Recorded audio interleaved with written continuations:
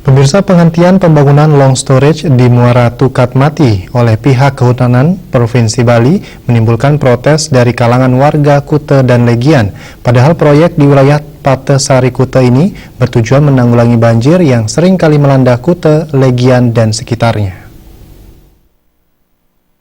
Lebih dari 47 miliar rupiah tersebut didanai APBD Badung tahun 2015 dan telah berjalan sejak tahun 2013.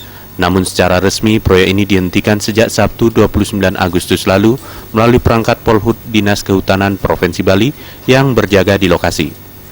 Kebijakan menghentikan proyek normalisasi muara Sungai Tukat Mati di Blok Taman Hutan Raya Ngurah Rai dinilai sangat merugikan pengendalian sampah dan banjir di kawasan pariwisata Legian dan Kuta. Makanya dalam upaya ini harusnya sinkron antara Polhut, Kehutanan, Kementerian Kehutanan, Kementerian Kepariwisataan, Dinas Bina Marga dan Pengairan. Saya kira apa yang dilakukan oleh pemerintah Kabupaten Badung adalah langkah yang tepat. Tinggal unit-unit inilah yang harusnya mensupport kondisi ini gitu dengan cara memiliki visi yang sama tentang penataan ini.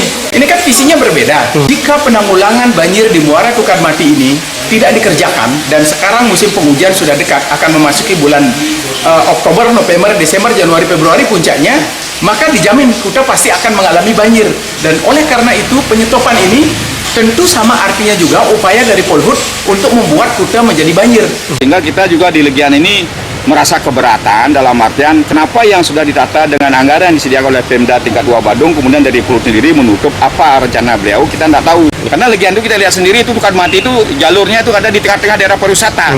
Ya mohon diperhatikan ini, saya tidak tahu apa rencana dari beliau-beliau ini, bapak-bapak ini apakah ada titipan dari pusat atau mungkin dari mana, saya tidak tahu. Kalangan masyarakat Legian dan Kuta selanjutnya mendesak perubahan dari zona perlindungan menjadi zona pemanfaatan dapat segera dilakukan sehingga mangkraknya proyek normalisasi Muara Tukat Mati ini bisa segera dilanjutkan dan dituntaskan. Proyek ini juga merupakan bagian terpenting dari upaya menangani banjir dan bukan merupakan kegiatan mencari keuntungan. Indra Wijaya,